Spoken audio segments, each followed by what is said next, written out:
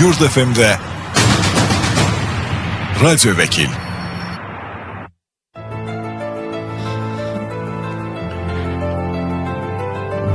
Axşamınız xeyirli olsun, Radyo Vəkil proqramı efirdə öz işinə başlayır. Sizinlə mən Xəyal Orucoğludur və düz bir saat ərzində sizinlə həm söhbət olacaq. Suallarınızı bizə yaza bilərsiniz. Bilirsiniz ki, Radyo Vəkil proqramında bizim vəkillərimiz, qonaqlarımız olur. Sizin və bizim suallarımızı cavablandırırlar. Bu suallarsa təbii ki, hüquqla bağlı olan suallar olur. Hüququn müxtəlif sahələrini, müxtəlif spesifik hissələrini əhatə edir. Hansılar ki, misal üçün, deyək ki, biz fərqli mövzuları gün ərzində işləyirik. Misal üçün, ötən gün mülki məsələ ilə bağlı, ondan sonraki gün deyək ki, başqa bir sosial məsələlərlə bağlı və s.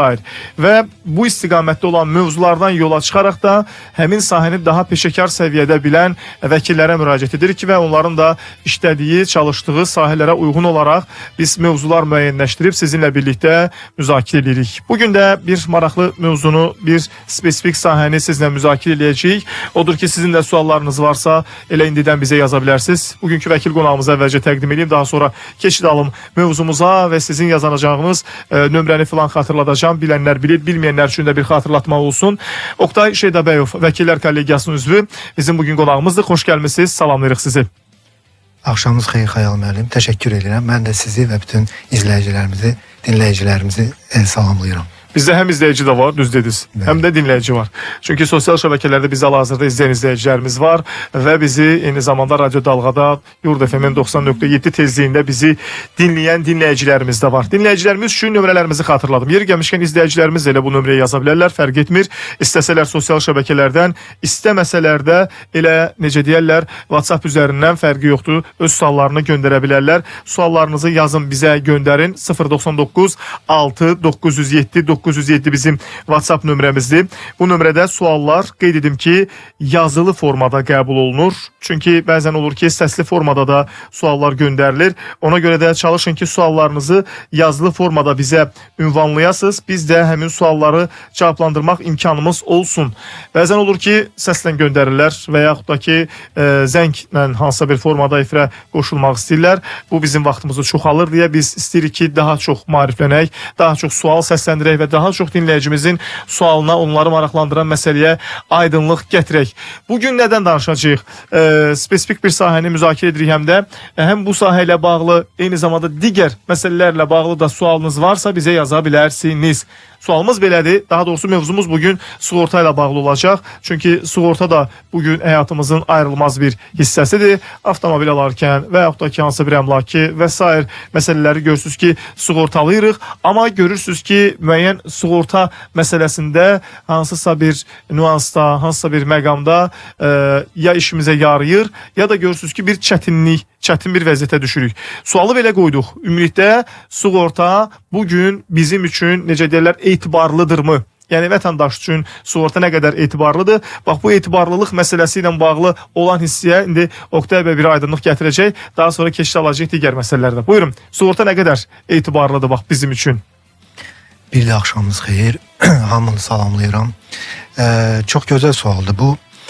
Mən hesab edirəm ki, deməli, nəinki sığorta, bütün digər sahələrdə də fəaliyyət göstərən şəxslərin hüquqi, fiziki bir-birinə qarşı etibarın qazanılmasının məsələsi tərəflərin öz hüquq və öhdəliklərini düzgün anlamasının nəticəsində əmələ gəlir. Bəli.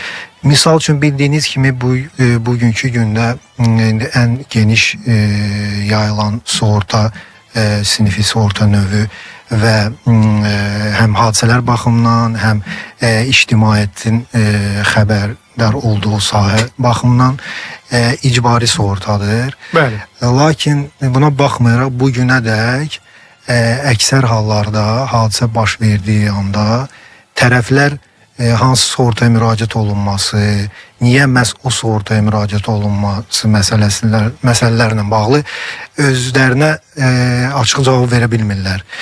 Bu öncəki verilişdə misal üçün sizdə də belə bir sual yaranmışdı ki, əgər avtomobili digər avtomobil zərər vurubsa avtomobilin sürücüsü və zərər vuran şəxsin üçün şəxslər qarşısında mülki məsuliyyəti yoxdursa, sığortalanmayıbsa,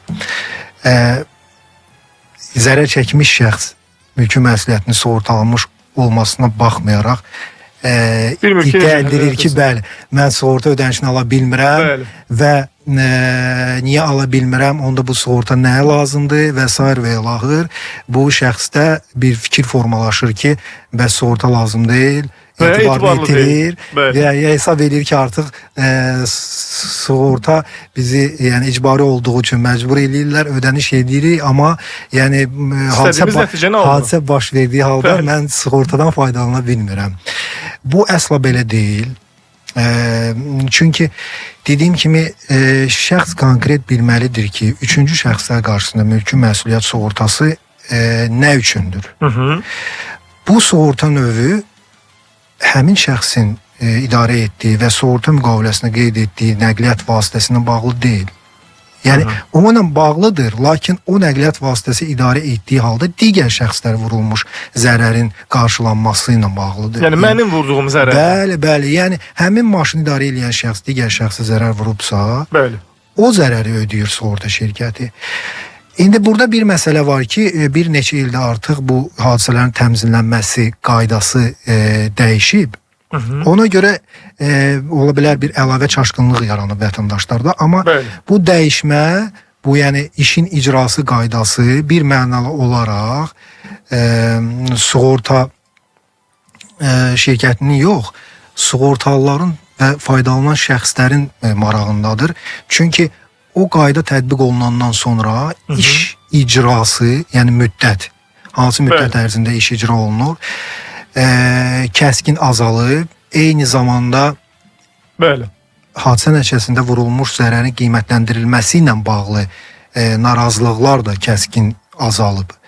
Yəni nəticə etibarən bu dəyişmə həm sığorta ödənişin məbləğinə təsir eləyib artması hissəsində bir hadisə üzrə, həm də ki təmizlənmə müddətinin kəskin azalma hissəsində.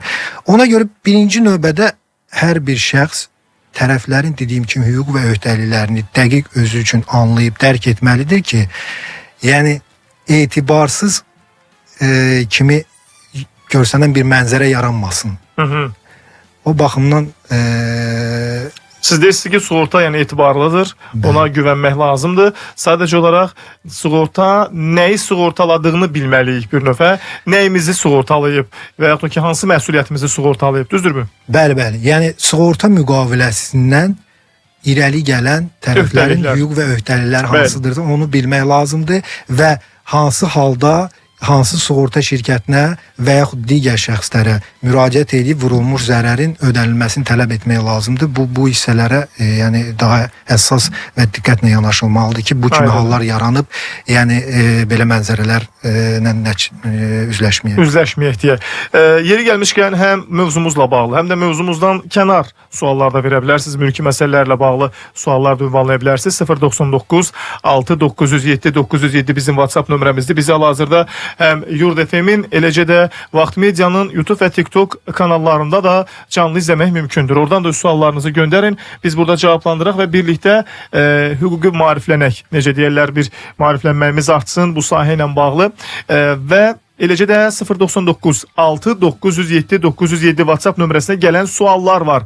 Bu suallar da həm mövzumuzla bağlı olanlar var və mövzumuzdan kənar olanlar da var. Mövzumuzla bağlı bir maraqlı sual ünvanlayıb dinləyicimiz. Yazıb ki, deməli 2023-cü ildə deyir, ehtiyatsızlıqdan qəza törətmişəm. İcbari sığortam 5000 manatı qarşılayır. Amma qarşı tərəfin kasko sığortası mənim sığortamdan aldığı məbləğdən başqa əlavə 36.000 xərc etdiyini iddia edir.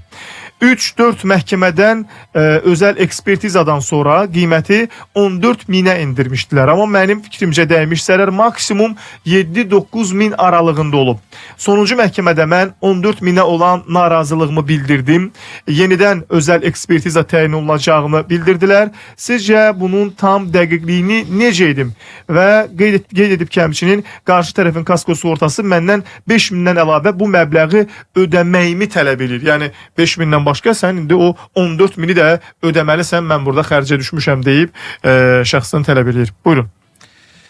Yaxşı sualdır. Bu da özlüyündə bir çox hallarda vətəndaşlarda suallar doğuran vəziyyətdir. Burada nə baş verir? Misal üçün birinci bu suala cavablandırılması ilə bağlı istəyərdim ki, bir fərqli mənzərə baxış keçirək biz. Təsəvvür eləyin ki, iki nəqliyyat vasitəsi toqquşur və burada heç birinin sığortası yoxdur. Və vətəndaş, sual yazan vətəndaş bildirir ki, 5.000-dən əlavə 36.000 manat məbləğində vəsait tələb olunur. Ümumilikdə 41.000 manat məbləğində zərər vurulub, yəni yazıdan elə anlaşılır. Əgər 41.000 manat məbləğində zərər ödənilməsi ilə bağlı məsələ sığorta şirkəti olmadan yaransaydı, burada bir mənalı olaraq zərər çəkən şəxs müraciət edəcəkdi iddiayla, zərər vuran şəxsdən bu tələb edəcəkdi.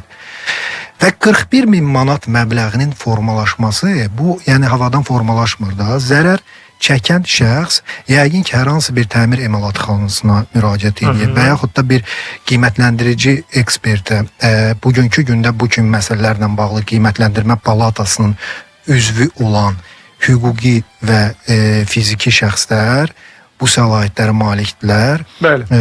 Zərərlə bağlı qiymətləndirmə işlərini aparırlar və bununla bağlı mütəxəssis rəyi təqdim edirlər. O mütəxəssis rəyi məhkəmədə də keçərlidir. Sübut kimi qəbul edilir. Və indi qayıdaq ikinci məsələyə. Əgər şəxs məsuliyyətini icbari qaydada sığortalayıbsa, hər bir icbari sığorta müqaviləsi üzrə öhdəliyin həddi var. Sığorta şirkəti yəni həddindən artıq sığorta, ona sığorta məbləği deyirlər də, sığorta şirkətinin məsuliyyətinin yuxarı həddi.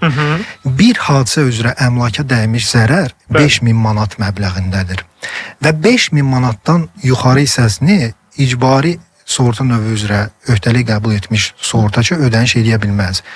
Ona görə yerdə qalan 36.000 manat məbləğində öhdəliyi əgər zərər çəkmiş şəxsdə kasko sığortası varsa həmin avtomobilinin, kasko qaydasında, yəni öhdəlik qəbul etmiş sığorta şirkəti onu ödəniş eləyir zərər çəkmiş şəxsə. Daha sonra Mülki Məcəllənin 936-cı maddəsi var, subrogasiya ilə bağlı tələb hüququ. Yəni bu o deməkdir ki, zərər çəkmiş şəxs özünün hansı ki zərər vurmuş şəxsə qarşı tələb hüququ var idi, düzdürmü? Sığortaçı tərəfindən ödənilmiş məbləğ həddində olan hissəsini ötürür sığorta şirkətinə. Yəni 36.000 ödədiyi artıq hüququ ötürüb sığorta şirkətinə və sığorta şirkəti də əsaslı olaraq bu tələblə bağlı... Bunu daha başa düşülən formada desə, belə başa düşdüm ki, yəni şəxs bu qədər xərc çəkdiyi qəbzi aparıb verib o sığorta şirkətinə ki, kasko sığortanı edən şirkətə, düzdürmü? Belə anladım. O da ola bilər. Ki, məsələn, qardaş, mən bu qədər xərc çəkmişəm kasko sığortanı, sən zəhmət çək, misal üçün, bu xərci ödə, daha doğrusu o subrogasiya qaydasında qarşı tərəfdən tələb elə, amma mənim də pulumu ver. Yəni, belə bir şey olur. Yaxşı, belədirsə, necə oldu sonra, əgər xərc bu qədər deyildisə, yavaş-yavaş o 36.000-dən düşdü oldu 14.000-ə ki, əslində dinləyicimiz bizə fotonu da göndərib, bu 41.000-ə təzə maşın almaq olar da, yəni maşının bir böyrü yüngül var, bir zədə alıb, yəni buna 36.000 hər halda, heç elə 5.000-i demirəm, bu qədər olmaz da, yəni o nöqteyi nəzərdən deyirəm ki, yəni belə olan halda baxın, çıxış yolu nədir, konkret olaraq desək? Çünki reklamlara girməliyik, istəyirəm ki, sualın konkret cavabını alın sizdən. Burada bir söz qısa konkret demək olmur. Nəyə görə mən sizə deyim? Birincisi ondan başlayaq ki, sığorta şirkəti olaraq heç bir sığortaçı, yəni 36.000 olmadığı halda zərər 36.000 manat məbləğində ödəniş etməz. Birinci məsələ. Ən azı ona görə ki, bu əgər tələb hüququ varsa da belə, bu yəni uzun müddət çəkəcək o məbləğin geri ödənilməsi və s. və ilaxır. Bu birinci məsələ. İndi mən bilmirəm, ola bilsin ki, rəyə əsasən ödəniş edib sığorta şirkəti, ola bilsin ki, sığorta şirkətinin belə bir hüququ var, təmir müəssisəsinə ödəniş edib və təmir müəssisəsinin təqdim etdiyi qüsur haqqına əsasən ödəniş edib.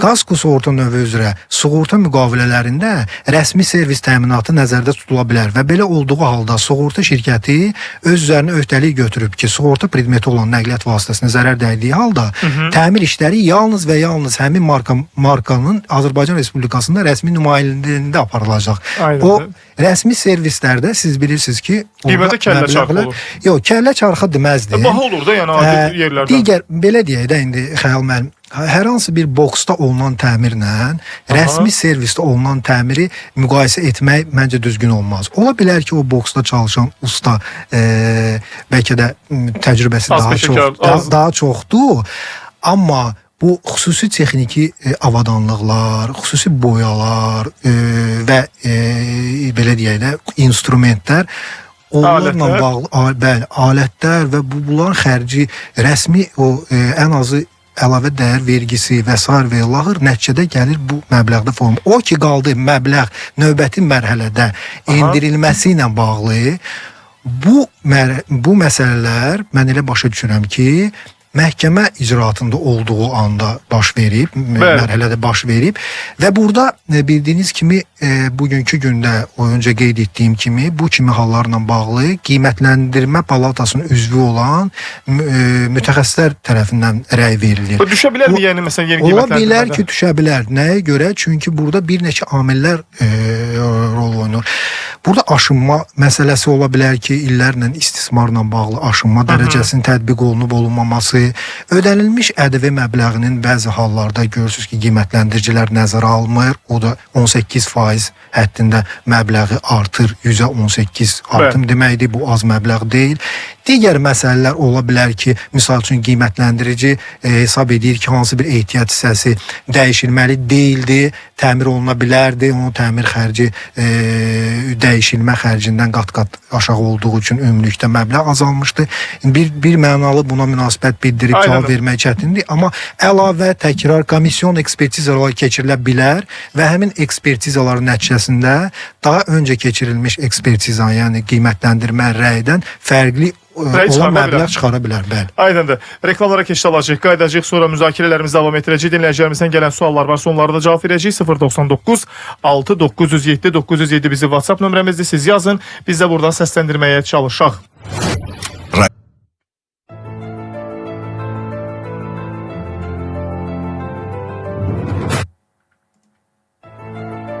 Qaldığımız yerdən davam edirik. Radyo Vəkil proqramını dinləyirsiniz. Yurd FM radiosunda. Eləcə də bizi hal-hazırda sosial şəbəkələrdə izləyən izləyicilərimiz də var. 099 6 907 907 bizim WhatsApp nömrəmizdir. Suallarınızı bizə ünvanlaya bilərsiniz. Suallar qeyd edim ki, yazılı formada qəbul olunur. Oktay Şeydabəyov bugün bizim qonağımızdır. Vəkil qonağımız sizi və bizi maraqlandıran məsələləri cavablandırır. Xüsusilə də sığorta ilə bağlı olan suallarınızı ünvanlaya bilərsiniz. Dinləyicilərimizdən gələn suallar da var. Mövzumuzla bağlı olan və mülki məsələlərlə bağlı da suallarınızı yaza bilərsiniz. Bir izləyicimiz bizə sosial media hesabından yazıb ki, avto qəzada mənim avtomobilimə 4700 manat zərər dəyib. Sığorta şirkəti bunun yarısını ödədi. Qalan yarısını qarşı tərəfdən məhkəmə yolu ilə ala bilərəmmi? Başa düşdüm. 4700 manat olduğu halda və bir hadisə nəticəsində vurulmuş zərərdirsə, sığorta şirkəti əgər orada digər hal yoxdursa, 4700 manat məbləğini təsdiq edibsə, sığorta şirkəti hamısını ödəməli deyil əslində. Bütövlükdə ödəniş etməlidir. Lakin belə bir vəziyyətlər yaranır ki, misal üçün, nəqliyyat vasitəsini idarə edən şəxs qadağan olmuş yerdə nəqliyyat vasitəsini saxlayır. Bəli. Sərnişin bu anda arxa qapını açır və maşından düşür. Bəli. Daha doğrusu düşməyə cəhd edir. Və bu anda arxadan gələn avtomobil gözlənilmədən açılan qapıya dəyir. Bəli. Həm qapı zədələnir, həm də ki arxadan hərəkət edən avtomobil. Belə olduğu halda burada həm sürücü barəsində inzibati icraat açılır. Çünki sürücü qadağan olmuş yerdə saxlayıb. Və eyni zamanda sərnişin barəsində inzibati icraat aparılır. Çünki sərnişin gözləməlidir. Yəni diqqət etməlidir qapına nəqliyyat vasitəsinə minib enən zaman. Bəli. Belə olduğu halda nəticə etibarı ilə bir iş üzrə 2 inzibati icraat, daha doğrusu içki inzibati qərar olur. Əgər belə vəziyyətdirsə, sığorta şirkəti məbləğin 50%-ni ödəyir, bəli. Çünki sığorta şirkəti sürücünün məsuliyyətini sığortalayıb. Sərnişinin məsuliyyətini sığortalamayıb. Bəli. Ona görə yerdə qalan hissədə məhkəmə qaydasında sərnişindən tələb edə bilər. Lakin dediyim kimi, əgər 4700 manat məbləği tam olaraq sığorta şirkət tərəfindən təsdiq olunub və bu kimi iş üzrə 50% ödənilibsə. Amma istənilən halda, yəni bu formadadırsa, siz dediyiniz kimidirsə, onda qarşı tərəfdən tələb eləyə bilər. Yəni yerdə qalan 50%-ni məhkəməyə verib ki, o zərər ödəyir. Burada bir vəziyyət, digər vəziyyət də ola bilər. Misal üçün bir hadisə nəticəsində 2 əmlaka zərər vurulmuş ola bilər. Və ümumilikdə vurulmuş zərərin məbləği 5000-i aşdığı halda sığorta şirkəti 5000 manat həddində məsuliyyət daşıyır. Və o 5000 manat həddində məsuliyyət çərçivəsində hər bir zərər dəymiş şəxsə proporsional hesablanma ilə ödəniş eləyir. Ola bilsin ki, 4700 manat zərər hesablanıb və digər əmlaka və yaxud da əmlaklara da zərər dəyibsə, proporsiya ilə bölgü nəticəsində deməli 4700 yox, fərqli məbləğdə ödəniş olunub. Belə olduğu halda da bəli, zərər vuran şəxsə qarşı tələb irəli sürülüb, ödənilməmiş hissədə tələb hüququ yaranır zərər çəkən şəxsdə. Dinləyicilərimizdən və izləyicilərimizdən gələn suallar da var. Yeri gəlmişkən sizin də suallarınız varsa yaza bilərsiniz. 099 6 907 907 bizim WhatsApp nömrəmizdir. Gələn suallar var. Bir dinləyicimiz yazıb ki, mənə deyir, pandemiya vaxtı 100 manat cərimə yazılıb. İndi o e-polisi açanda deyir, orada görünür. Onu ödəyə də bilmirəm. Bilmirəm, indi o cərimə qüvvədədir, yoxsa yox. Belə bir sual formasında göndəribdir. Yəqin ki, bununla bağlı bilmirəm, indi tam ödəsə yəqin ki, o ləğv olunacaq, yoxsa necə? Cərimə gəlib məsələsi biraz sual doğuran. Cərimə yazılıb, gəlib yəni, yox. Əgər inzibati icraat aparılıbsa, qərar qəbul olunubsa, o icra edilməlidir. Yox, əgər qərar qəbul olunmuyubsa, artıq yəni qərarsızdırsa, müddət keçib, inzibati icraat 1 il ərzində aparılmalıdır. Yəni o artıq müddəti bitib, o qərar qəbul oluna bilməz. Yox, əgər qərar qəbul olunubsa, icraya yönəlibsə, indi gəlib, yenə deyirəm də, ola bilsin ki, müvafiq icra şöbəsindən artıq ona bildiriş gəlib və polisdə deyir, görünür. Orada da indi görünürsə, qərarlıdırsa və icraya yönəlibsə, bugün icra şöbəsinin icraatındadırsa, o icra olunmalıdır. Amma deyək ki, qərarsızdırsa, bir il ərzində o qərarsız məsələ qüvvəyə minməyibsə, bu zaman o ləğv olunmuş olur, düzdürmü? Əgər qərarsız olsaydı. Əgər iş üzrə qərar qəbul olunmuyubsa bir il ərzində, artıq orada müddət keçib. Müddət ötürmüş sayılır. Dinləyicilərimizdən gələn pensiya ilə bağlı suallar var. Bugün pensiya ilə bağlı məsələləri təəssüf ki, cavablandırmırıq və dinləyicimiz məsələlərlə müəyyən o az əvvəlki məsələ ilə bağlı yenə sual ünvanlayıbdır. Xüsusən də bu qeydiyyat məsələsi ilə bağlı. Biz çalışarıq hansısa bir formada sizə bu məsələ ilə bağlı bir dəstək olaq. Hər halda siz sualla bu məsələ ilə bağlı sualınızı bir də sabah bizə yönləndirərsiniz. Sabah olan vəkilimizlə də belə danışarıq. Görək başqa nə çıxış yolu var. Qeydiyyatın hardan və daha necə soruşmaq olar. Əslində bütün bu hüquqi prosedurlar əldə etdiyimiz imtina sənədindən sonra məhkəmə müstəvisində onu mübahisələndirməyimizdir. Sənə bir quruma müraciət edirik. Deyək ki, o qurum bizə hansı bir məsələ ilə bağlı imtina verir ki, yox, məsələn, mən filan məsələyə görə filan əsaslarla imtina edirəm. Burada bir nüans da var, bilmirəm, indi yəqin ki, o qeydiyyat məsələsi ilə bağlı evin fərdi sahibinin müraciət etməsi mi bəlkə önəmlidir, bəlkə o şəxs müraciət etməyib, bilməm. Yəqin ki, o nüansı filan nəzərə alıblar dinləyicimiz ki, evin belə desək qeydiyyata düşənlərin kimliyini müəyyənləşdirmək üçün. Hər halda biz müəyyənləşdirməyə çalışacağıq bu məsələni. Burada bir məsələ dəqiqləşdirmək lazımdır. Yəni müraciət edən şəxs vətəndaş bildirir ki, mən müraciət etmişəm, mənə məlumat verilməyib və məlumatın verilməsindən imtina olunub. Bəli. O cavab məktubunla tanış olmaq lazımdır ki, imtinanın əsası nə olub? Yəni şəxsdə o tələb hüququ varsa, o hüquq niyə icra edilməyib? O baxımdan belə o sualı cavablandırmaq çətindir. Çünki cavab məktubuna tanış olmaq lazımdır ki, yəni müraciət nəyə görə bu formada cavablandırılıb. Hər halda inanmıram ki, əsassız formada müraciət məxfili əsas gətirilə bilərmi? Yəni məxfil niyə əsas gətirilsin? Mən ev mənimdir, mən bilmək istəyirəm ki, kim mənim evimdə qeydiyyatdadır və neçənci ildir? Ona görə o cavabı dəqiq baxmaq lazımdır. Hər hansı bir informasiya təqdim olunmasından bağlı qanunverici normalarına istinad edilibsə, o normalara əsasən şəxsin o bir məktubda sadəcə yazılıb ki, belə bir xidmət yoxdur, get asant xidmətə. Yəni belə bir xidmət deyəndə ki, adam vətəndaş müraciət edir quruma ki, mənə evimdə qeydiyyatda olan şəxsin hansı ildə qeydiyyata düşməyini müəyyənləşdirilməsi üçün deyir ki, belə bir xidmət yoxdur, get asant xidmətə. Asant xidmətə getsə də yenə də Daxili İşlər Nazirliyinin müəyyən müvafiq şöbələri orada cavab verməli olacaq da, yox? İnanmıram sözün düzü bu formada cavablandırılsın müraciət dövlət qurumu tərəfindən.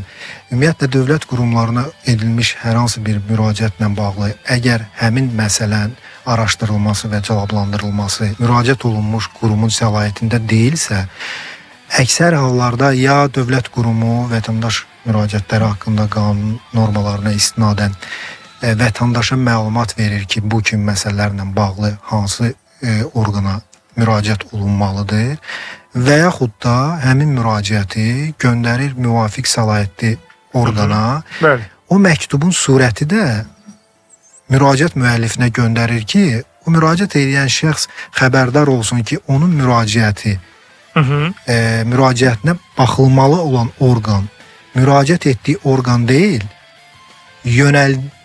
digər orqana istiqamətləndi yönəltdiyi orqandır.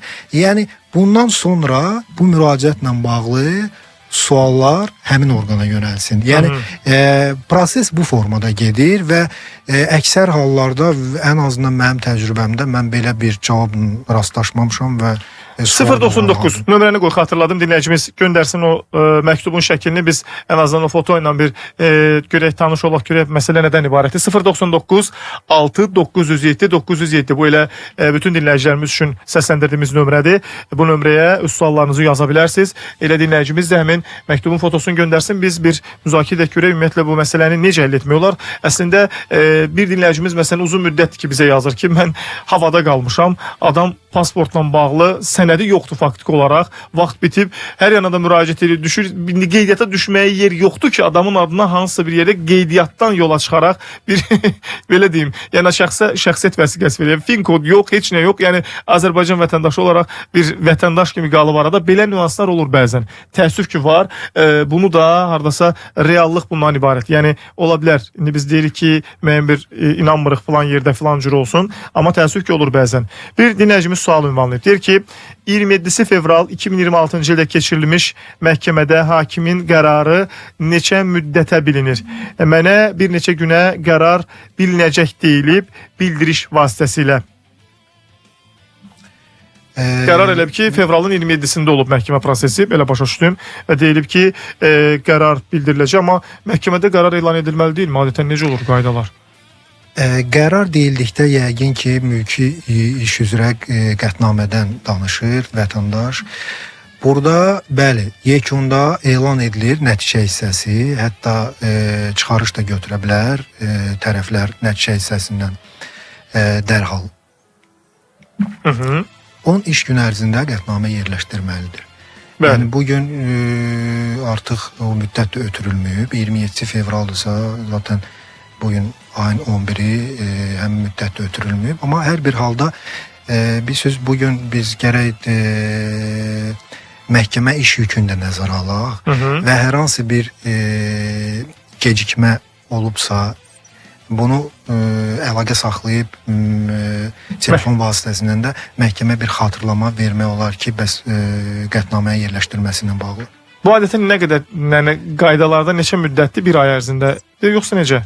Mən səhv etmirəmsə, qətnamə üzrə 13 gün ərzində. 13 gün ərzində yerləşdirilməlidir. Yəni deyək ki, misal üçün məhkəmənin iş yükündən asılı olaraq bu qərar yerləşdirilməyibsə, burada məsuliyyət vətəndaşın üzərində mi qalır, yoxsa necə?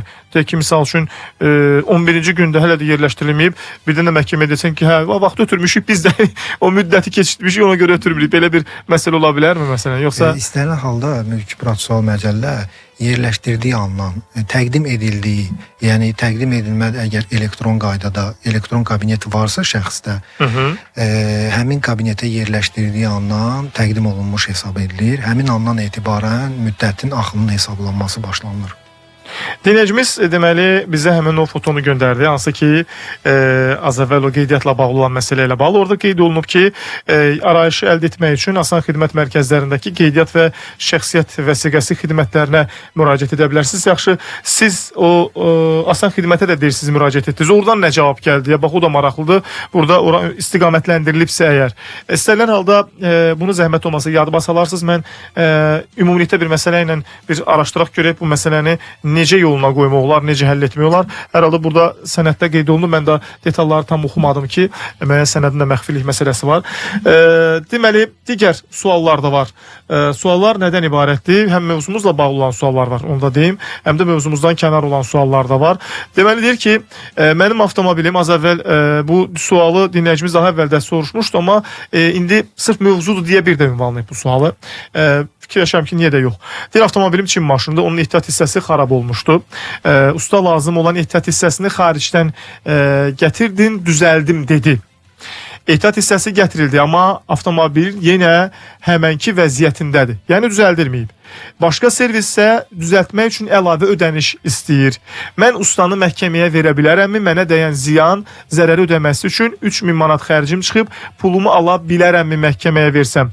Ehtiyat hissələrini özü gətizdirib və dedi ki, işləməsə qaytaracam, Çinə elə danışılmışdı. Servis apardı, dedi ki, düzgün düzəldilməyib. Aydındır sual. Bilirsiniz, bu kimi məsələlərdə həqiqəti müəyyən etmək çox çətindir. Hər tərəf bir öz həqiqətindən yola çıxaraq danışır. Bəli. O baxımdan bu əsla o demək deyil ki, indi bizə gəlmiş sual yazıldığı kimi deyil, məsələ o deyil. Məsələ onunla ibarətdir ki, ümumiyyətlə bugünkü gündə şükür Allah Azərbaycanda en qədər rəsmi işləyən təmir müəssisələri, təmir imalatxanaları var. Və çox yaxşı olardı ki, vətəndaşlar təmir bərpa işləri ilə bağlı, hər hansı bir ehtiyat hissələrinin sifarişi ilə bağlı, hətta profilaktik texniki işlərlə də bağlı rəsmi işləyən təmir müəssisələrinə müraciət etsinlər. Və sabah nəqliyyat vasitəsi ilə bağlı ümumilikdə və yaxud da hər hansı bir dəyişilmiş və yaxud da iş görülmüş ehtiyat hissəsinin keyfiyyət işlə bağlı, bəli, keyfiyyətsizliyi ilə bağlı, özünün keyfiyyətsizliyi ilə bağlı bir mübahisə yarandığı halda bu mübahisə ilə bağlı tələb hüququnun bərkidilməsi və əsaslandırılması üçün tərəfdə sənədlər olsun. Misal üçün, yəni rəsmi işləyən servisə müraciət edəndə servisdə birinci nəqliyyat vasitəsində baxış keçirilir. Bəli. Baxışın nəticəsində bir defektovka deyilən bir zərər aktı tərtib olunur və yaxud da görülməli olan işlərə dair siyahı tərtib olunur, təqdim olunur müştəriyə. Bəli. Baxışın qiyməti ayrıdır. Misal üçün baxışın dəyərini ödəyir. Ondan sonra həmin şəxs özü üçün qərar qəbul edir ki, yəni bu işləri görüb bu ehtiyat hissələri dəyişəcək, dəyişməyəcək. Bütün növbəti addımlarda rəsmi olunur, nağdsız qaydada ödəniş olunur və yaxud da nağd olsa bununla bağlı xəzinə qəbzi təqdim olunur. Bütün sənədlər olur şəxsdə.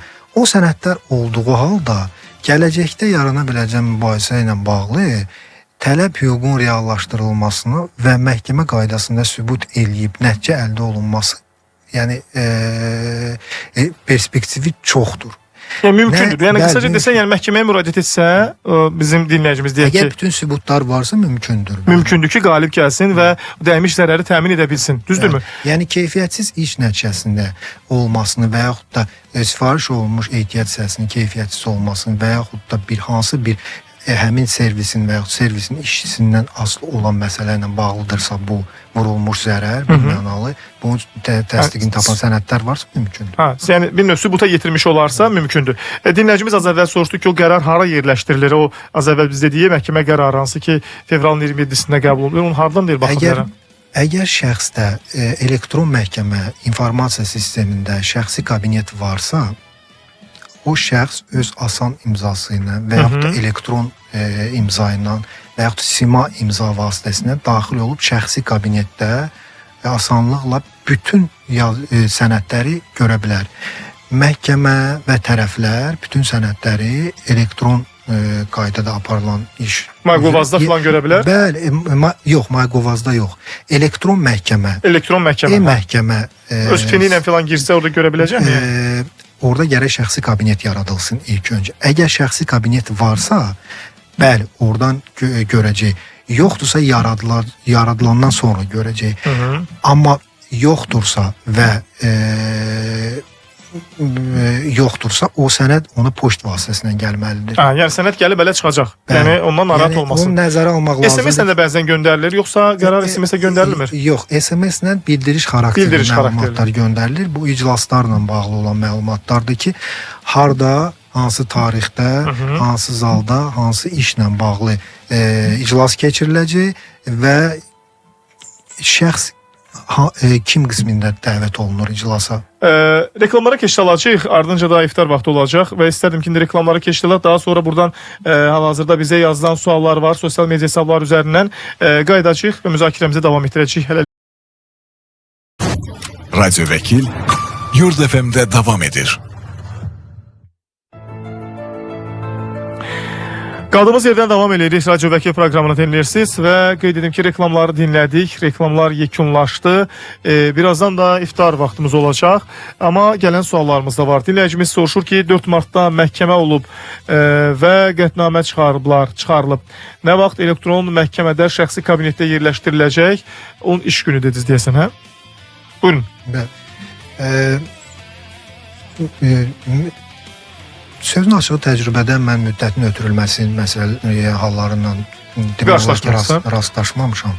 Yəni vətəndaş narahat olmasın. O qətnamə müddət çatında elektron sistemə yerləşdiriləcək və o müddətin axımı qətnamə yerləşdirildiyi andan etibarən hesablanmağa başlanılır, əgər şəxsin elektron kabineti varsa.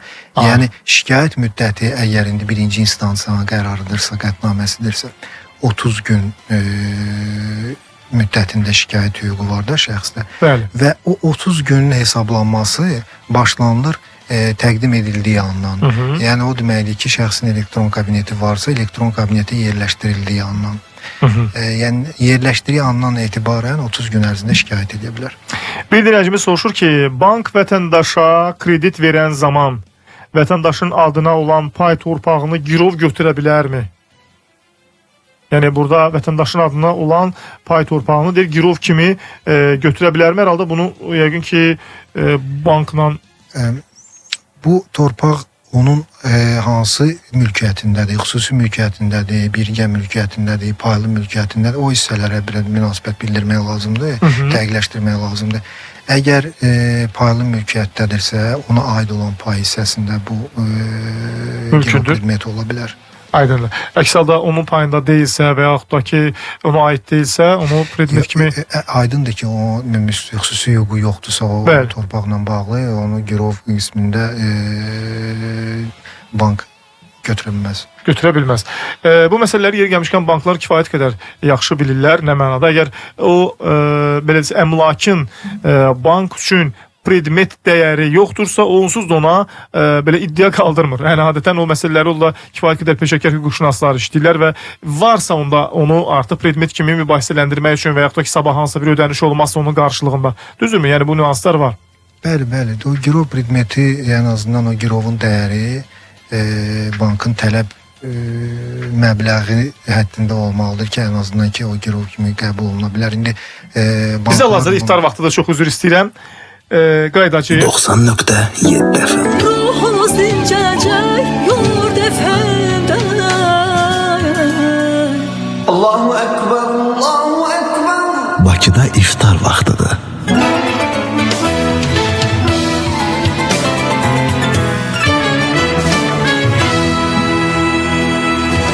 Yurd FM.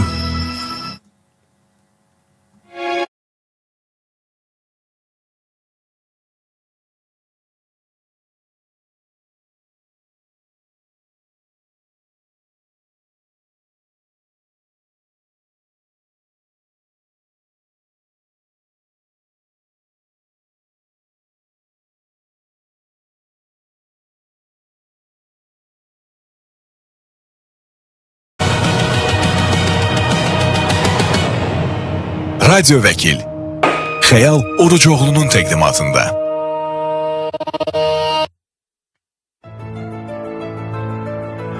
Bəli, qaldığımız yerdən davam edirik. İftar da paytaxt Bakıda artıq necə deyirlər, iftar vaxtıdır. Allah tutulan oruçları qəbul etsin və qeyd edim ki, biz bugün sizinlə birlikdə sığorta məsələsini müzakirə edirdik ki, sığorta ilə bağlı müəyyən məsələləri bizə Oktay Şeydabayov izah etdi, açıqladı. Bir nüansı da soruşacağım sizdən. Bu sualda zəhmət olmasa cavablandırın və ondan da yekunlaşdıraq. Deməli, deyək ki, məsəl üçün bugün məsələn mənə zərəri vuran tərəf sığortasız bir avtomobildirsə, mən məsələn mənə dəymiş zərəri necə ondan geri ala bilərəm?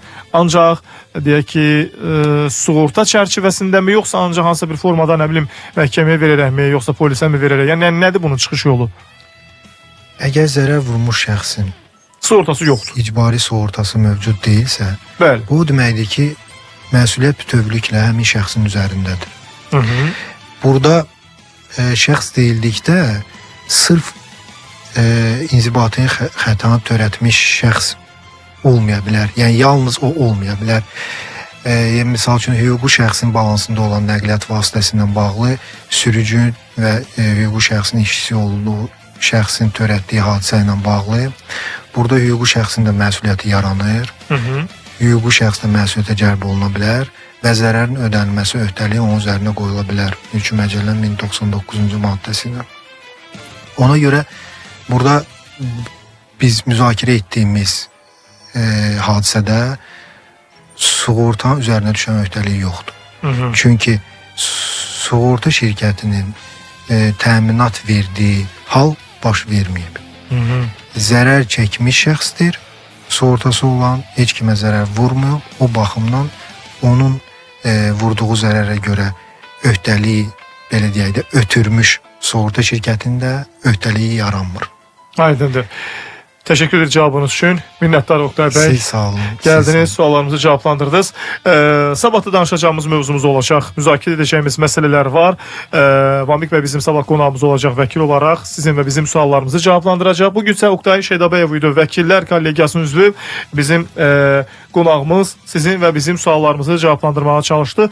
Biz də Radio Vəkil proqramını bugün olan buraxılışını yekunlaşdırırıq. Sizinlə mən Xəyal Orucoğlu idi. Sabah eyni vaxtda yenidən eşidilmək ümidi ilə hələlik.